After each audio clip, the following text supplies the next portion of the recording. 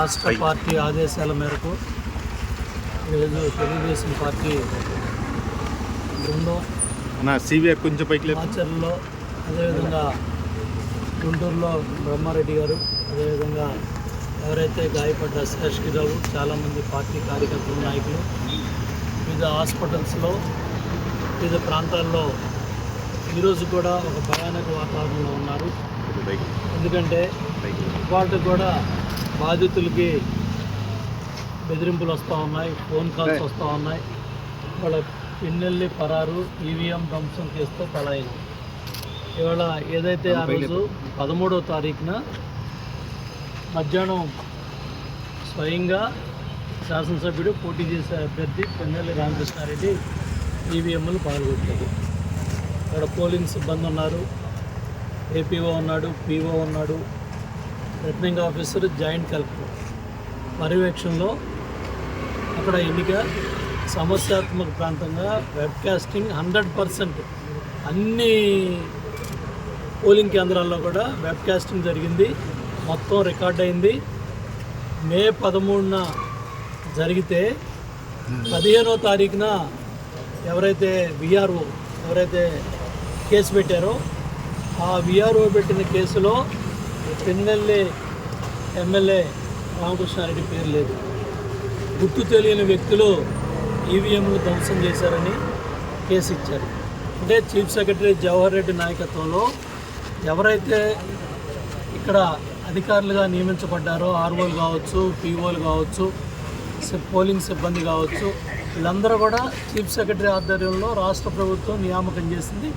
EC ఏదైతే CEO కేంద్ర EC దృష్టికి కూడా తీసుకెళ్ళడం జరిగింది. మరి చీఫ్ సెక్రటరీ ఆధ్వర్యంలో ఇంత కార్యక్రమం మొత్తం రికార్డ్ అయితే ఏ మాత్రం కూడా 15వ తారీఖు ఇచ్చిన దాంట్లో కూడా ఎక్కడా కూడా లేదు, ఎమ్మెల్యే పేరు లేదు. 20వ తారీఖున ఏదైతే సిట్ పర్యవేక్షణలో విచారణ జరిగిందో, సిట్ ఆధ్వర్యంలో అక్కడ ఎస్పీ కొత్తగా వచ్చారో, 20వ తారీఖు కోర్టులో వేసిన మెమోలో ఇవన్నీ కూడా వాస్తవాలు బయటకు వచ్చాయి. దాని తర్వాత ఈ వీడియోలన్నీ కూడా మీడియాకు వచ్చాయి.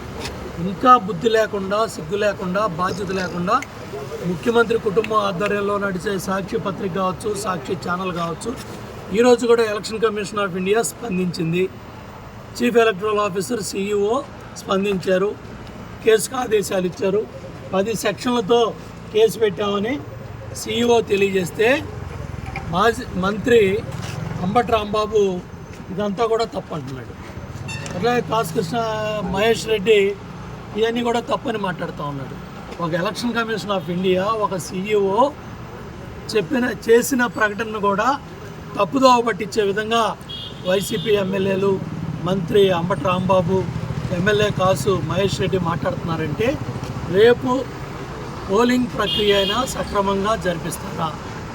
ఇవాళ రాయలసీమ జిల్లాల్లో చాలా ప్రాంతాల్లో 15 మంది ఎవరైతే రిటర్నింగ్ ఆఫీసర్లు ఉన్నారో మాకు ఆరోగ్యం సరిగా లేదు, మా మీద తీవ్ర ఒత్తిళ్లు ఉన్నాయి, మమ్మల్ని బెదిరిస్తూ ఉన్నారు, పోలింగ్ రోజున కూడా మాకు సహకరించలేదు, మీరు రేపు కౌంటింగ్ అయిన తర్వాత మీ సంగతి చూస్తాం అని వాళ్ళ కుటుంబ సభ్యుల్ని, వాళ్ళని బూతులు తిడుతూ ఫోన్లు చేసి బెదిరిస్తూ ఉంటే వైసీపీ కార్యకర్తల నాయకులు చీఫ్ సెక్రటరీ ఏం బాధ్యత తీసుకుంటున్నాడు?